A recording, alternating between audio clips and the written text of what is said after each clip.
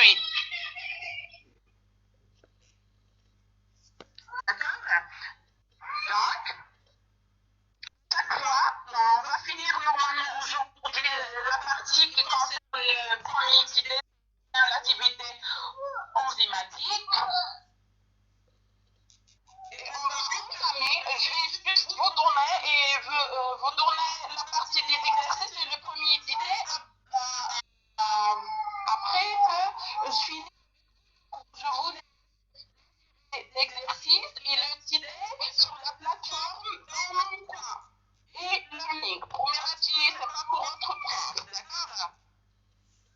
Donc, je continue avec la partie du cours d'aujourd'hui. Et on va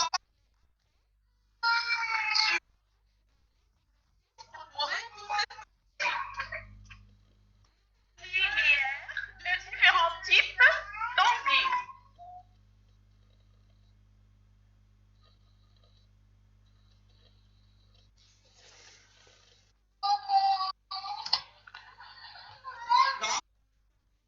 Enzymes monomériques, des enzymes oligomériques, et on est arrivé à parler des isoenzymes.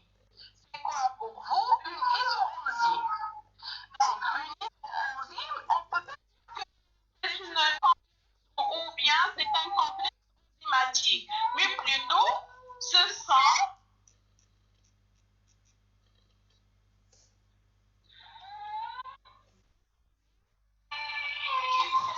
ou bien qui catalysent la même réaction enzymatique ou bien la même réaction biochimique. Si je donne une définition isoenzyme, les différentes formes, une minute s'il vous plaît.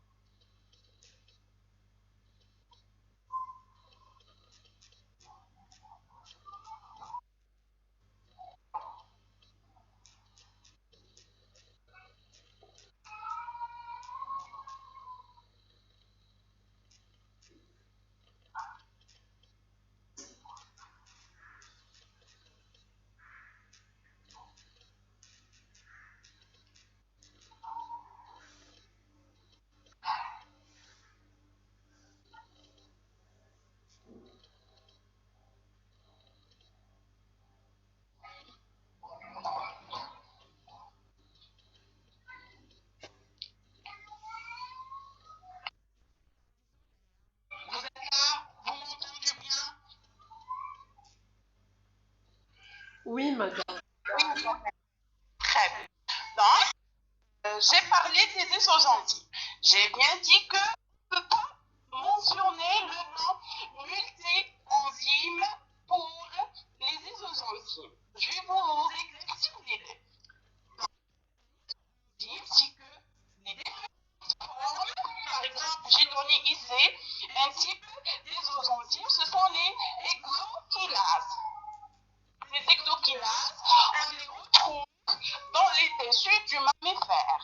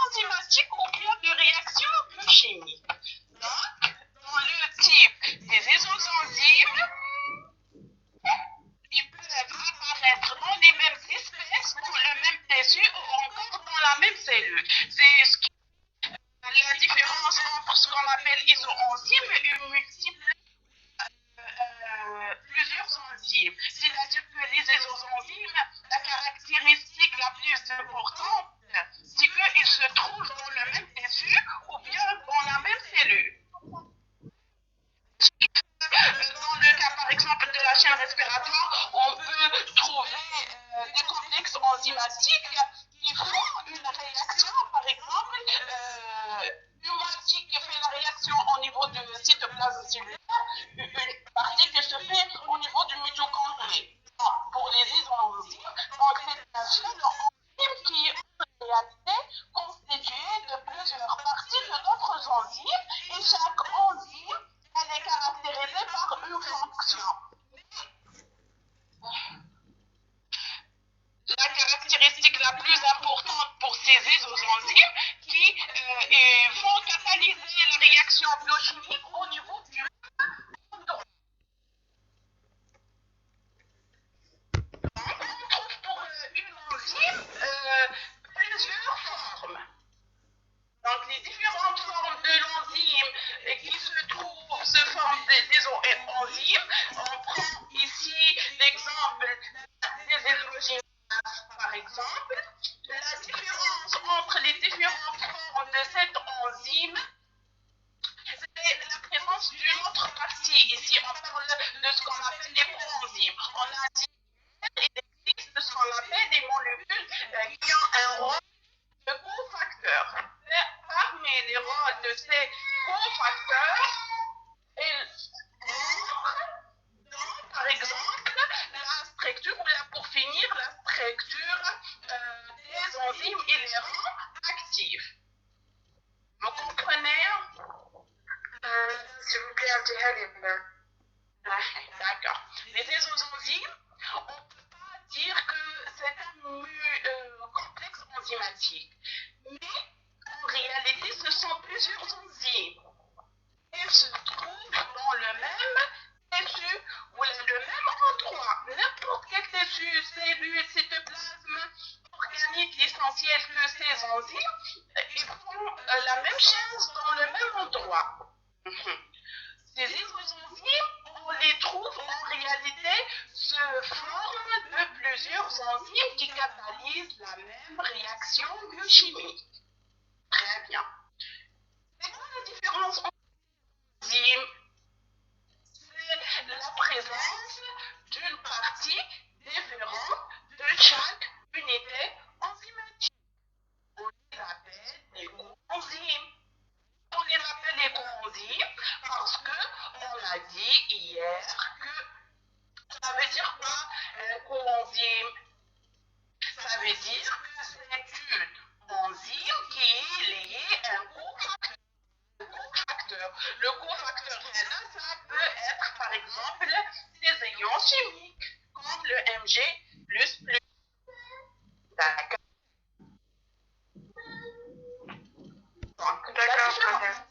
Très bien. La différence entre les différentes parties ou les différentes formes de ces isoenzymes, donc, elle est soit sous forme de coenzyme, c'est-à-dire que chaque partie d'enzyme, elle est constituée différent, ou bien la différence entre ces isoenzymes, c'est la distribution cellulaire. C'est quoi cette distribution? Par exemple, soluble ou bien lié des membranes. On a dit que les isoenzymes ont dans le même espace cellulaire. Au niveau de cytoplasme, au niveau des cellules ou bien au niveau d'un tissu. Comme par exemple, un tissu, le tissu musculaire, il se trouve de partout. D'accord? Les isoenzymes, donc, en acides-aminés que ne sont pas identiques, mais ils sont similaires ou bien semblables. L'exemple le plus connu est celui de la lactate déshydrogénase. J'ai mis dans votre cours une partie de la structure de la lactate déshydrogénase. Cette enzyme qui se trouve au niveau des tissus musculaires, elle participe à la respiration musculaire. Si vous faites une électrophorèse pour l'enzyme de LDH, vous allez trouver qu'elle est constituée de 5 parties. D'accord? Pourquoi 5 parties qui se diffèrent soit au niveau de leur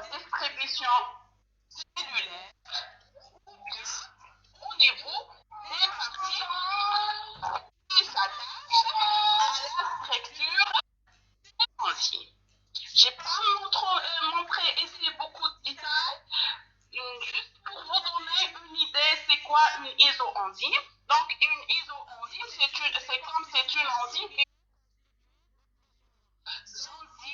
qui se diffèrent soit en leur distribution cellulaire, soit on les trouve solubles, soit on les trouve liés dans un endroit bien précis au niveau de l'organisme, ou bien ces isoenzymes, ils se diffèrent par la partie qui s'attache à l'une de ces unités, et on a la notion de ce qu'on appelle un coenzyme. Si vous avez des questions à poser, laissez à part ces questions et après je reviens pour vous répondre.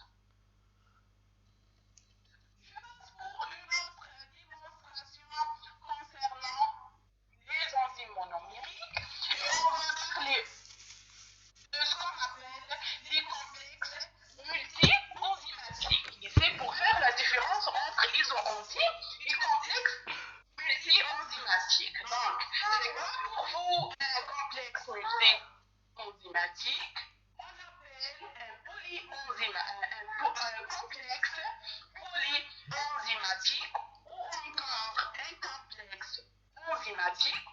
On peut les appeler ou les caractériser en tant que hétéropolymères. Toute association de plusieurs enzymes catalysant les stades successifs d'une voie métabolique. On prend et on donne l'exemple de la carboxylation oxydative de l'acide urique en acétyl-CoA dans ce qu'on appelle le cycle de Krebs au niveau des mitochondries. Comme vous voyez, vous avez étudié pas mal de fois dans votre cursus. Vous voyez qu'il se déroule au niveau du mitochondrie avec plusieurs types enzymatiques, mais la chose la plus commune entre ces enzymes, que les enzymes ils catalysent le produit du premier enzyme. C'est-à-dire quoi? Et je commence ma réaction enzymatique qui se déroule en toute une chaînette, c'est-à-dire c'est un ensemble de réactions biochimiques successives. Le premier enzyme qui catalyse le transfert du substrat 1 à un produit 1. Le produit 1, il va servir en tant que substrat du deuxième enzyme. Vous voyez, chose qu'on ne voit pas pour les isoenzymes. Donc, un complexe enzymatique, ou ce qu'on appelle les hétéropolymères, ce sont plusieurs enzymes qui font une réaction biochimique successive. C'est-à-dire qu'ils se déroulent en plusieurs étapes. Comment ça? Par exemple, le premier enzyme catalyse le transfert du premier substrat S1 en produit B1. Le P, avec le produit issu de la première réaction biochimique, il va servir du premier substrat, le deuxième substrat pour le deuxième enzyme. C'est-à-dire en absence de l'un de ces enzymes au niveau de la chaîne de la réaction biochimique, ils vont entraîner l'arrêt de cette réaction biochimique. D'accord? Vous avez d'autres questions? S'il vous plaît. D'accord. Si on parle des hétéropolymères ou bien complexes multi-enzymatiques, chaque enzyme a sa structure et a son site actif et a ses propriétés. Ça veut dire quoi? Ils vont travailler ensemble, mais كل واحد وsa fonction. كل enzyme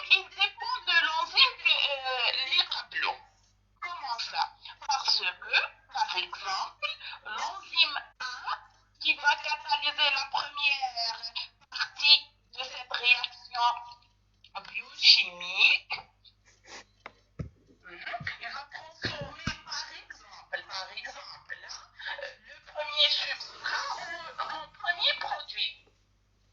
Ce premier produit, il va servir en tant que le deuxième substrat ou le premier substrat du deuxième enzyme. La réaction, elle se fait en chaînette parce que la réaction, elle se déroule en différentes parties où l'enzyme ne peut pas fonctionner tout seul, mais il fonctionne sous forme d'un multiple ou d'un complexe enzymatique parce que le résultat de la première réaction biochimique, elle dépend les résultats de la deuxième réaction biochimique et vont dépendre le résultat de la première réaction biochimique. D'accord? Oui, je vous en prie. Vous pouvez laisser vos questions en message et je vais revenir pour répondre tout le monde. Ne vous inquiétez pas. Je reviens toujours sur le premier chapitre concernant la structure et les propriétés des enzymes. On a dit qu'au niveau de la structure tertiaire des protéines, on arrive à définir pour cette protéine. Pourquoi faire? Parce que la protéine une structure tertiaire, c'est à ce niveau-là qu'on a apparition de ce qu'on appelle un site actif des enzymes. Comment se forme cette site actif des enzymes? Il se forme grâce à la super enroulement de la chaîne protéique. Comment elle s'enroule cette structure protéique ou là de la chaîne protéique? Elle s'enroule grâce aux différentes liaisons chimiques qui se trouvent entre les groupements fonctionnels des radicaux libres des acides aminés. On a vu tertiaire que au niveau de cette structure, on a 3 ou bien 4 types de chimiques. On a des liaisons qui sont faibles, telles que les liaisons hydrogène ionique ou groupement des radicaux hydrophobes. Et on a l'apparition d'une structure ou bien d'une liaison des sulfures entre les groupements fonctionnels des acides aminés de type cystéine. Le surenroulement grâce aux différentes liaisons chimiques, il va entraîner l'apparition dans une poche hydrophobe de ce qu'on appelle le site actif. Le site qui va donner la propriété de catalyser une réaction pour la protéine. Donc c'est grâce au site actif que la protéine elle devient catalyseur ou là elle devient catalytique et elle devient une enzyme. Donc le site actif c'est une zone privilégiée qui a la forme d'une cavité. D'accord? C'est une très petite partie de la structure enzymatique. Elle se situe dans la zone hydrophobe de la protéine. On a bien dit hier qu'au niveau de la structure tertiaire de protéines, on a la formation de ce qu'on appelle les poches hydrophobes qui se forment grâce à le regroupement des radicaux de méthyle qui qui sont hydrophobes. C'est au niveau de cette partie hydrophobe qui est super enrôlée et en cachette, elle se trouve à l'intérieur de la structure parce que la façade de l'enzyme, ce sont plutôt les radicaux qui sont ionisés, c'est-à-dire qui portent des charges, que ce soit négatif ou positif. Parce que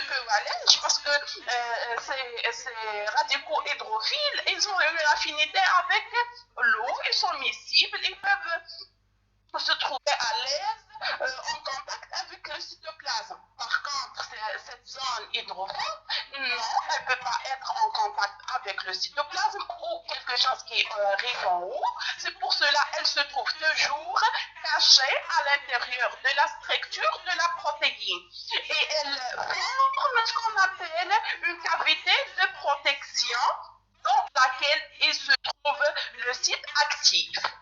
D'accord? C'est au niveau donc de laquelle s'exerce électivement le pouvoir catalytique,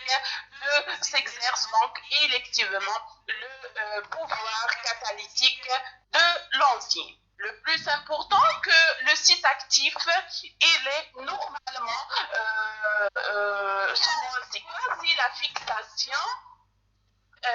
c'est la fixation du substrat et lequel il va subir une réaction catalytique. Pour cela, un côté fixation, un côté qu'on appelle le site catalytique. Donc le site actif, de quelque sorte, il est constitué en lui-même par deux parties. Une partie de fixation et une partie catalytique. La partie de fixation, en général, le site actif, le nombre maximal d'aminés que rentre dans le site actif, il est 6. C'est une partie, vous voyez, on ne peut pas trouver un site actif, il y a toujours des exceptions, mais dans la plupart des cas, on ne peut pas trouver un site actif dans lequel le nombre des acides aminés dépasse les 10, par exemple. Non, généralement, ces sites actifs, ce sont de très petites parties étroites.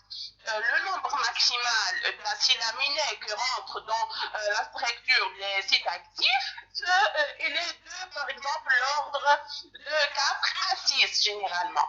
De 4 à 6, le nombre lui-même, il est petit, mais il est divisé en deux parties.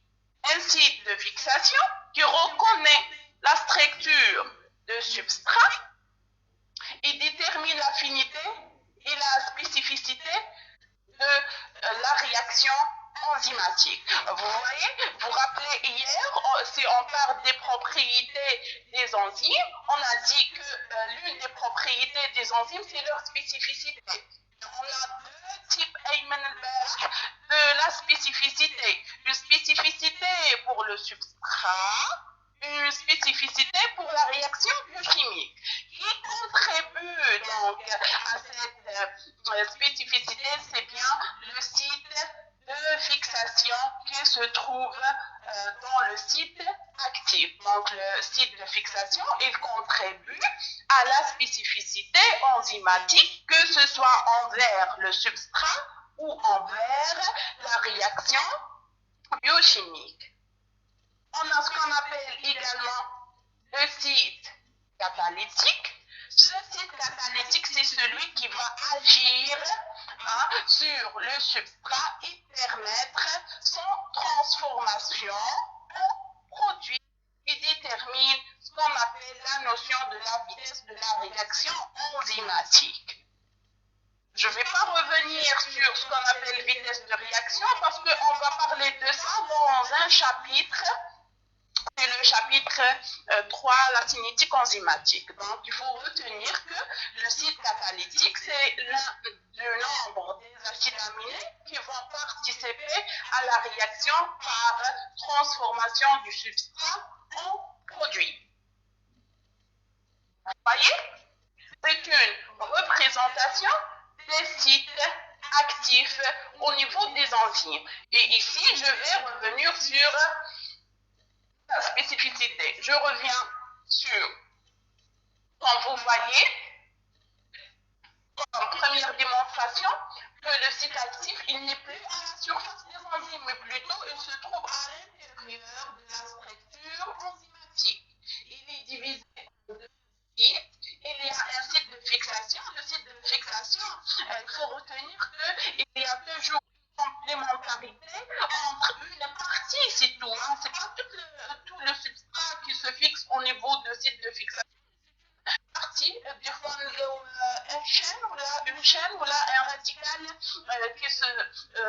ressort du substrat se fixe au niveau du site de fixation. Et on a ce qu'on appelle le site ici, si mentionné que le site catalytique il est constitué soit d'acide aminé ou de cofacteurs. On ne trouve jamais le cofacteur seul, mais il peut participer seulement avec les acides aminés qui rentrent dans la structure des acides actifs pour transformer le produit. Vous voyez ici, entre le site de fixation du substrat. Le substrat, comme vous voyez, on va détailler ça, il a toujours une affinité, une complémentarité avec le site de fixation au niveau de l'enzyme pour la réalisation de ce qu'on appelle les complexes enzymes substrat. En absence de complexe enzyme substrat, on aura absence totale de la réaction enzymatique. D'accord? Et à la fin, l'enzyme avec le substrat qui forme un complexe appelé enzyme substrat, il va entraîner la transformation de substrat en un produit. Ici, je vais vous détailler l'ensemble des acides aminés qu'on peut rencontrer dans un site actif des enzymes. Généralement, il se trouve 4 groupes d'acides ou 4 types d'acides aminés qui peuvent être distingués dans la constitution des sites actifs au niveau des enzymes. Donc, ces sites actifs, c'est pas une obligation qu'on peut chez la même enzyme qu'on trouve les 4 types. Des fois, on trouve beaucoup plus d'acides aminés de fixation que catalytiques. Donc, c'est une application générale. C'est généralisé. Quels sont les types d'acides aminés qui rentrent dans la constitution des sites actifs? On va trouver ce qu'on appelle les acides aminés de contact. C'est quoi un acide aminé de contact? Ce sont les composants du site actif. Ils sont situés trop près du substrat et ils assurent la catalyse. Comme ils assurent la catalyse, c'est-à-dire les acides aminés de contact qui rentrent en contact avec le substrat, ce sont les acides aminés qui font partie de la partie ou bien du site catalytique. Et ce sont les plus importants parce que ces acides de contact, elles vont entraîner l'arrêt de la réaction enzymatique. D'accord? Donc, les acides aminés de contact, ce sont les acides aminés qui font partie de sites catalytiques. Leur fonction, c'est eux qui vont assurer la catalyse. On a ce qu'on appelle les acides aminés auxiliaires. Ils assurent la mobilité des ondes situées au voisinage du site actif. C'est quoi leur fonction? Ils assurent également une certaine flexibilité à la chaîne moléculaire. Ça veut dire quoi? Vous voyez hier, si je reviens sur la chymotrypsine, je reviens sur le schéma. Oui, madame, s'il vous plaît. Vous voyez, l'aspartate 102. Qu'est-ce que vous voyez pour l'aspartate ou l'acide aspartique 195?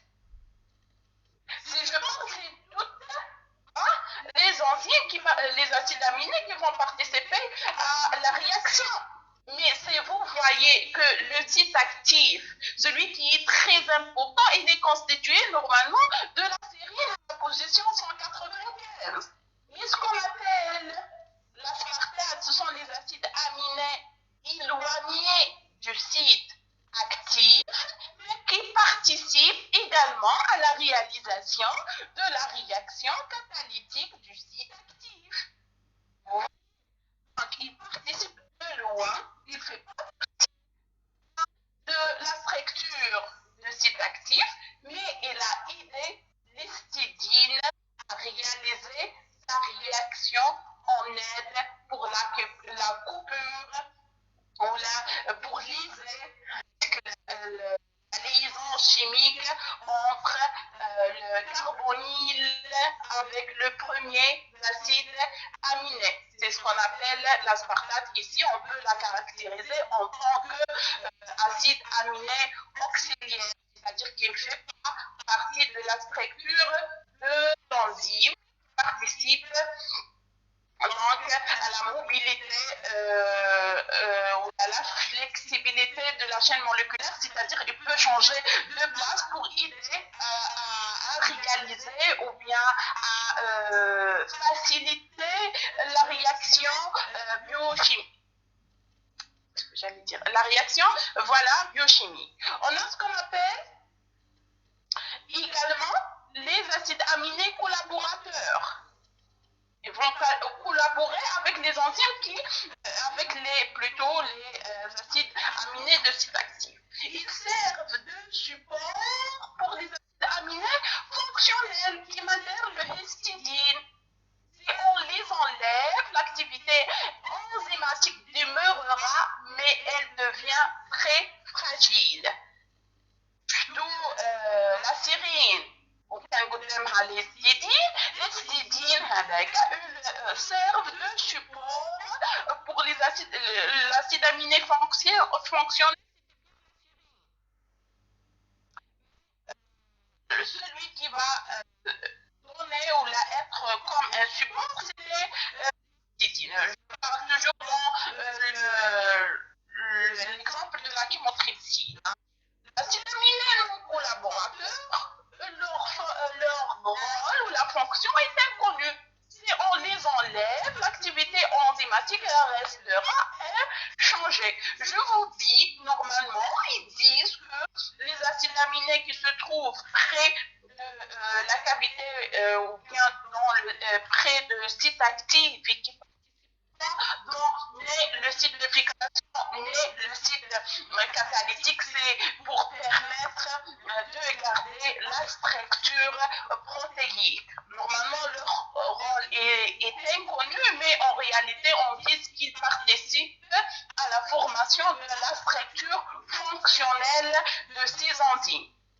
Si on les enlève, l'activité enzymatique restera inchangée, c'est-à-dire il y aura toujours une réaction catalytique de l'enzyme. Si on prend par exemple un enzyme très éloigné de site actif, c'est-à-dire que c'est un acide aminé qui participe beaucoup plus à la structure pour garder la structure enzymatique. C'est tout. Il donne une forme, la protéine, mais il n'est pas vraiment important pour la réaction ou la fonction de la protéine. D'accord?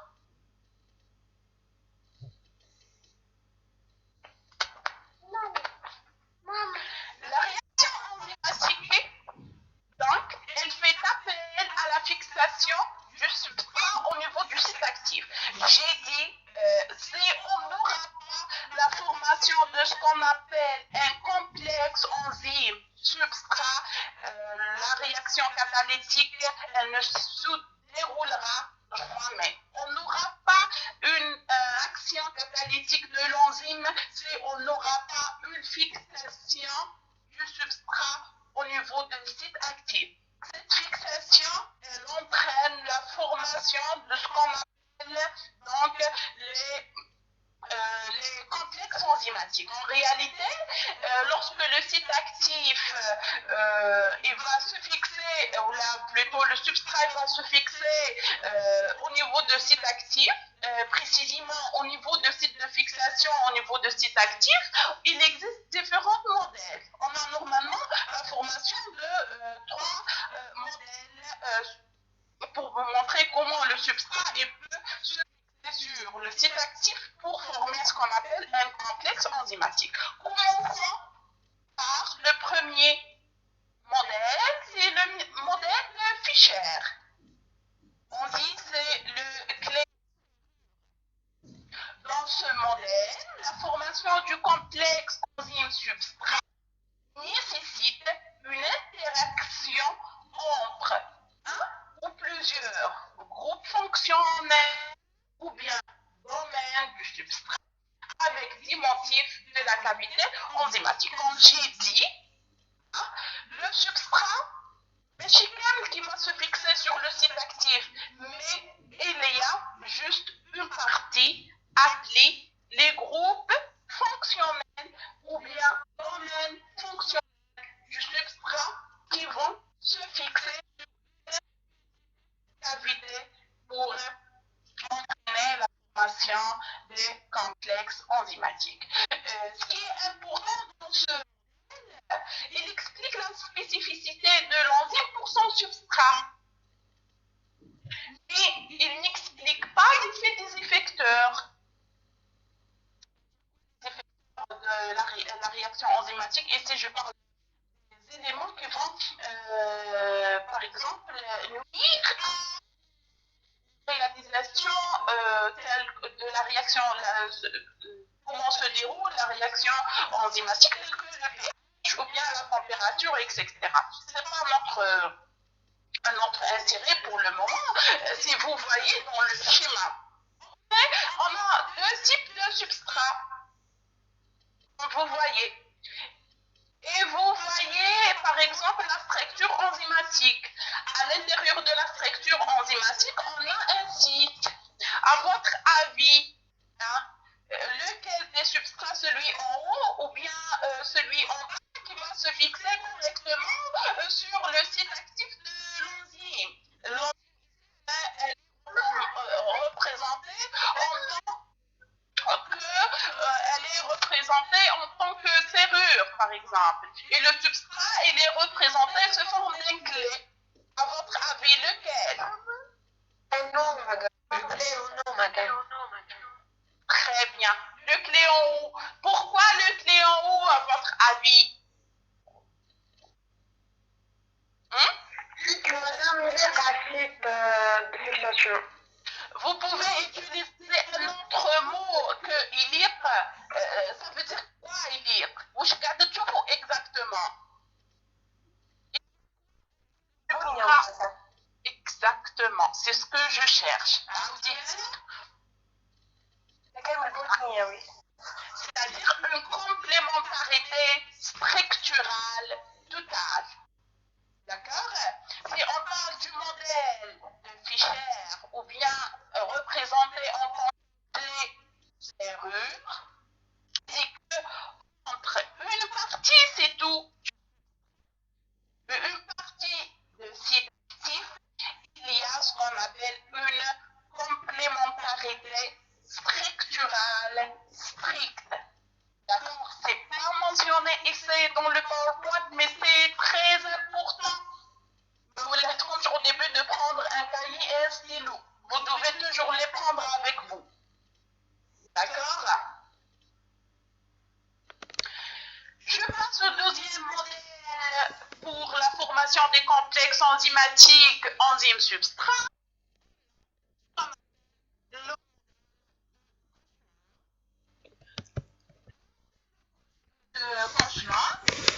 C'est une ce qu'on appelle ajustement induit.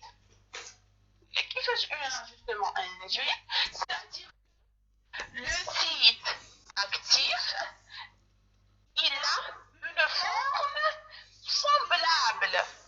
Semblable, c'est tout. C'est pas similaire à 100%, mais elle est semblable à la partie fonctionnelle ou là le domaine fonctionnel, le groupement fonctionnel du substrat. Lorsque le substrat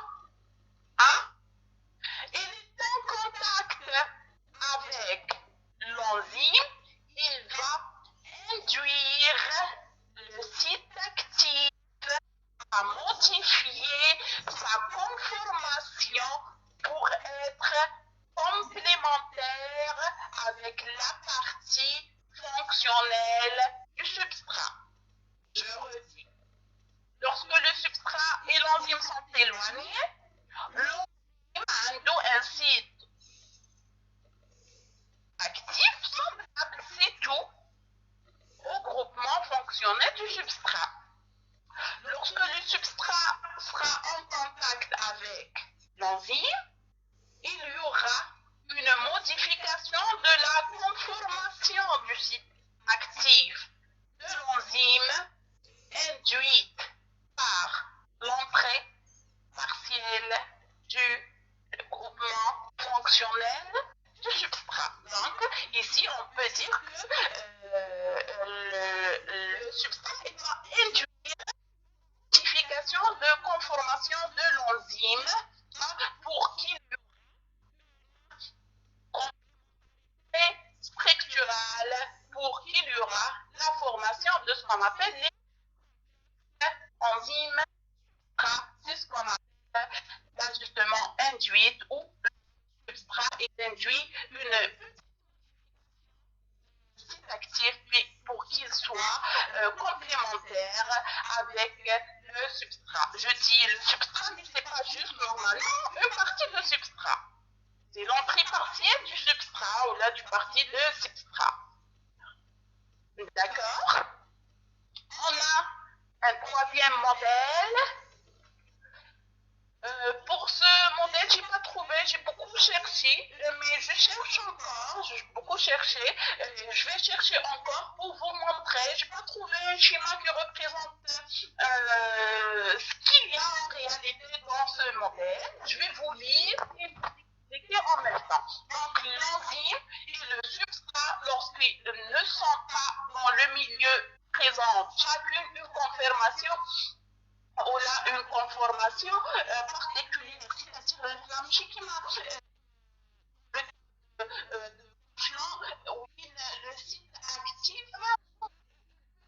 le site actif ensemble, il est une certaine conformation qui est semblable avec le substrat. Mais dans le cas, le modèle, le troisième modèle, une structure très différente par rapport à la structure. Le substrat, par exemple, le substrat c'est un cercle, le site actif, l'enzyme dans ce cas, il est ce forme carré. Vous voyez, vous imaginez, vous arrivez à imaginer? Oui, madame. Oui, madame. Très bien. Le site actif, il est ce forme carré ou le substrat circulaire. Lorsque le substrat il se trouve en contact avec l'enzyme, il va induire l'enzyme à changer sa forme pour qu'il y aura une complémentarité structurelle et il y aura une formation de ce qu'on appelle le complexe. Dans la présence mutuelle de ces deux molécules, il va entraîner une déformation, c'est-à-dire un changement, déformation, c'est-à-dire c'est comme un changement total. من قرية يولي ساخن. Ici, j'ai montré que la déformation elle concerne aussi bien l'enzyme que le substrat. Cette modification, une grande modification, voilà, pour que le substrat puisse se fixer sur une fonction complémentaire des acides aminés de contact. Les acides aminés, vous vous souvenez, les acides aminés de contact, c'est-à-dire le site catalytique.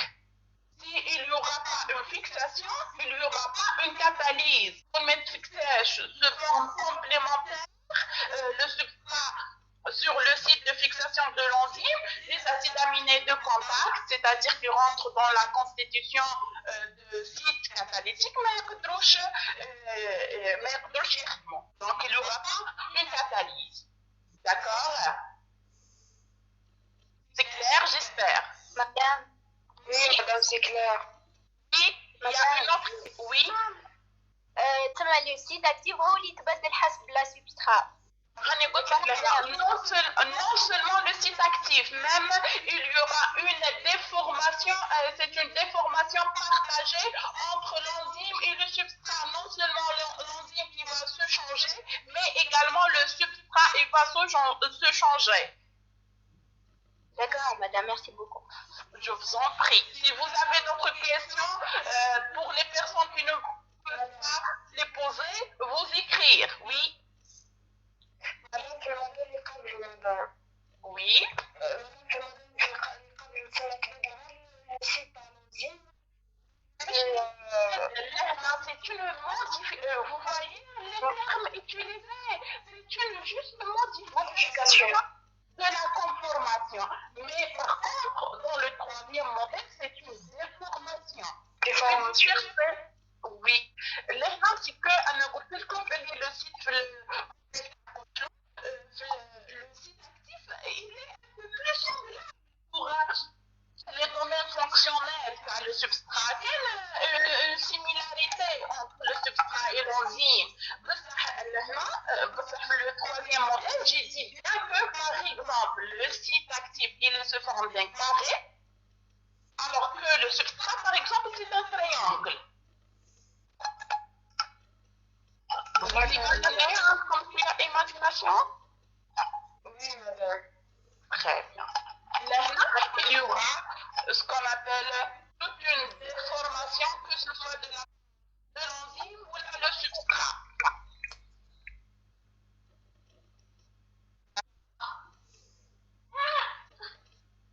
D'accord, madame. Très bien. Ici, c'est très important, mes chers étudiants, là, il y a l'essentiel, c'est le module enzymologie. Donc, ce que je vais donner maintenant, ça ne va pas prendre beaucoup de temps. Ce que je vais donner maintenant, ce sont des applications à utiliser dans la résolution des exercices. Donc, cette partie, une très petite partie, c'est à apprendre correctement. La deuxième partie, oui. J'ai confiance en madame pour être allée à la science jeune. D'accord. Parce que je voulais vous faire la partie, pourquoi faire? Parce que sinon, je vous laisse cette partie pour demain. Je vais commencer les exercices pour la semaine prochaine. D'accord, merci.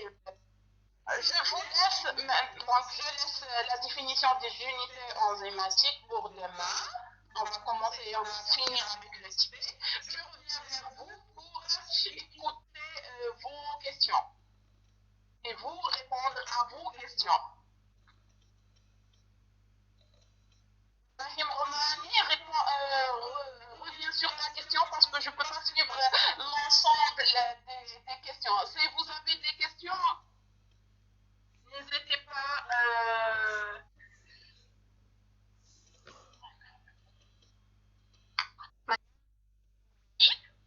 Madame Maalla, vous qui بدينا في le site actif, قلتي لنا le site actif se forme grâce à quoi?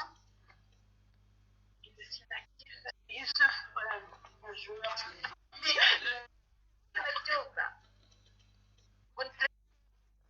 Le site actif, il se forme à l'intérieur de la cavité hydrophobe. لا قلتي لنا le site actif se forme Grâce au support des mouvements de la... Oui, c'est ça. Oui, je reviens sur ça.